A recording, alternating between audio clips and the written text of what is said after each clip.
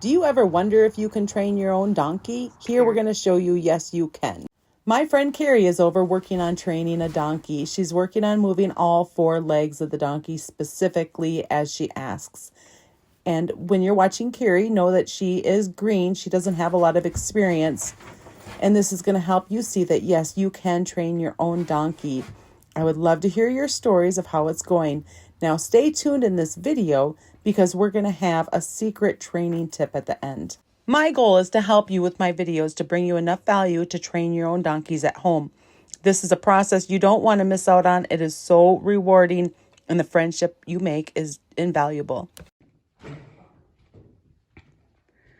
Daphne getting worked with Carrie today. Then I'm going to switch over. I think Carrie might be falling in love with Daphne. She's just the most curious donkey ever.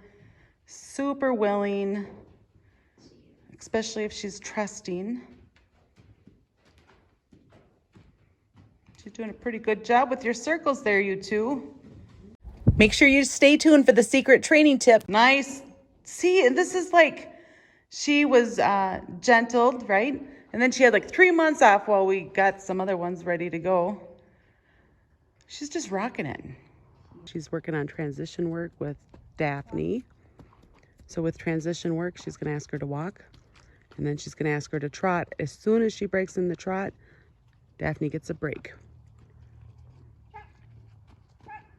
Keep out of kicking distance. It doesn't matter that it wasn't far. We're just wanting her to learn the command word. Okay, so now she's had a break for about a minute, and they're going to work on another transition.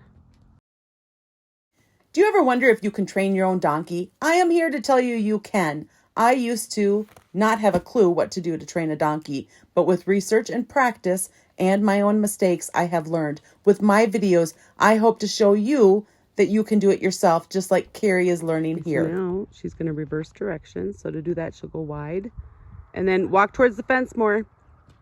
There you go. Now drive her forward. The purpose of doing this transition work is to teach your donkey the different commands walk and trot. We want them to learn everything they're going to do on the ground before we're doing the under saddle or behind a wagon. Not only are they learning the verbal command, they're also learning our energy, which was going to come in super handy later on in their training. Our body position is a very big deal, helping our animal understand what we're asking. You need to go up by her shoulder so you can get her back on the fence line.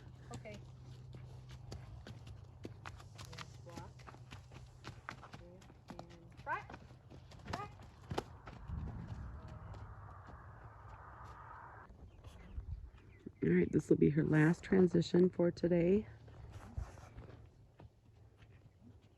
It's important that they get a break between each one.